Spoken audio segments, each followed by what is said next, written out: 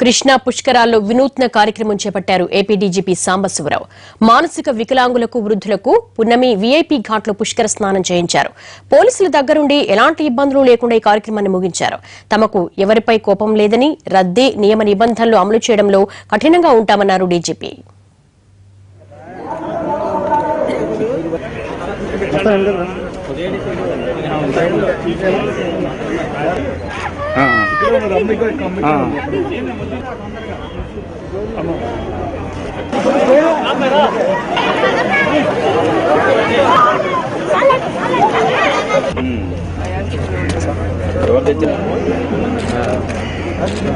మొత్తం ఈ కెమెరా ద్వారా చూస్తున్నాను.